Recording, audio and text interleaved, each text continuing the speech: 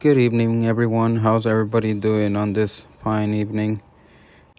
I just want to start off by saying I hope you're all doing wonderful this lovely evening.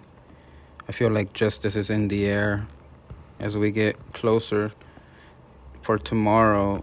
I heard that tomorrow they're going to have a court hearing for Bryan. We're going to see what happens to him now. I heard he's trying to look to be expedited to go back to Idaho where he committed the crime. I want to start off with an article today that I found posted by CNN that tells us how they were able to track Bryan Kohberger to the murderers. And then I'm going to show you a short video and some screenshots that I took of what appears to be Bryan posing as a relative of someone working the investigation, as he claims to be.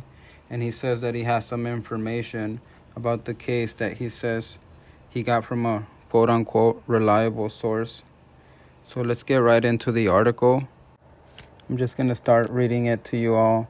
So it says, a graduate student at Washington State University was arrested Friday in his home state of Pennsylvania in last month's killing of 4 University of Idaho students in their off-campus home, a brutal attack that rattled a small college town, authorities said. A criminal complaint charging Bryan Kohberger, 28, with 4 counts of murder in the first degree as well as a felony burglary was filed Thursday, Latah County Prosecutor Bill Thompson said in a news conference Friday afternoon in Idaho. And this is the part I wanted to point out to you guys today. This third paragraph says, authorities narrowed their focus to Kohberger after tracing his ownership of a white Hyundai Elantra seen in the area of the killings, according to 2 law enforcement sources briefed on the investigation. Kohberger's DNA has also been matched to genetic material recovered at the off-campus house where the students were stabbed to death, according to the sources. And now that reminds me, and I also want to take you back to a last video that I uploaded a couple days ago. You should go watch it if you have time. It's about 12 minutes long.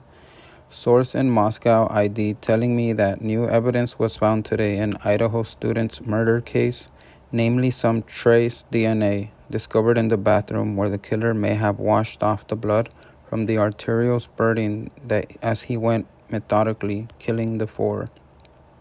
And of course, the next post I had was lengthy time of splashing water sound made it stand out for her.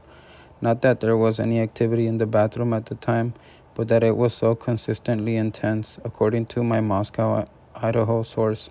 This fits with the perp washing off the worst of the arterial blood spray.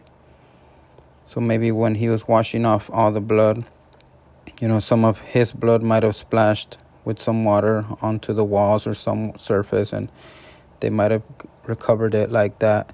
Because in this next part of the article I was reading, it says, genetic genealogy helped investigators identify the suspect. A source with knowledge of the case said DNA found in Idaho was taken through a public database to find potential matches for family members, the source said.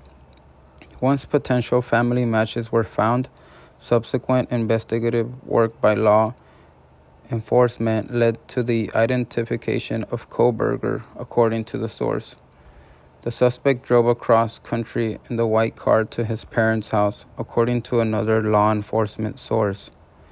Sometime right before Christmas, we were zeroing in on him being in or going to Pennsylvania, the source told CNN. Now let me know what you guys think. Comment down below. Give it a thumbs up if you guys like the videos I make.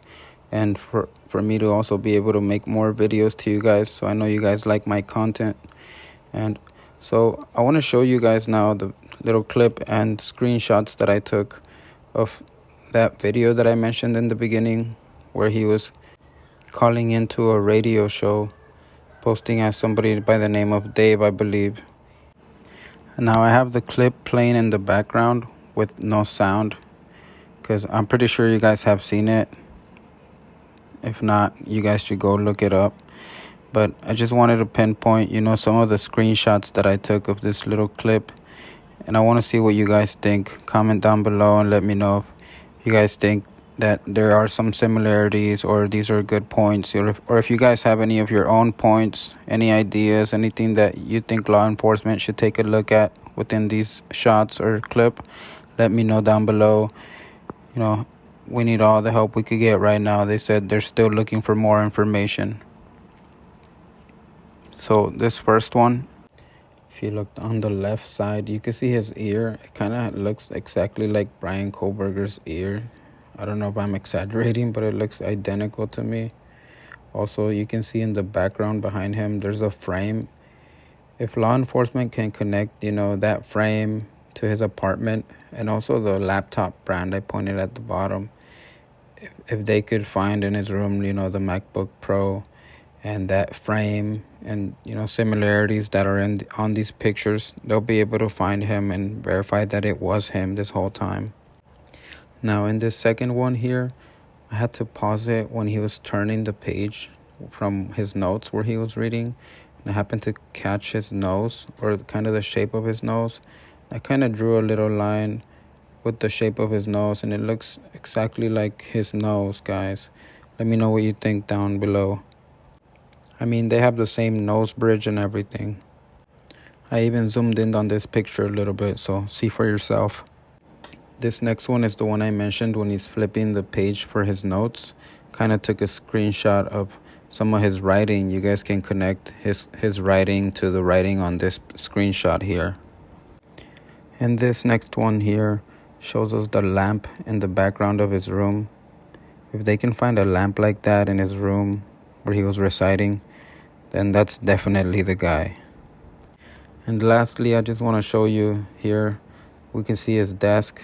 If he has the same desk in his room, guys, and those two same laptops, or that laptop right there with the MacBook Pro and the desktop in the back, or it looks like a desktop, or the keyboard for the desktop anyway. If those things happen to belong to him, if they find those things and they confiscate it from his apartment, I'm thinking we have a really good chance, guys. Let's hope everything goes well in this case and we're able to find justice for these families. Let me know what you think down below. That's all I have for you guys today. Don't forget to leave a like and comment. See you guys next time, and stay safe.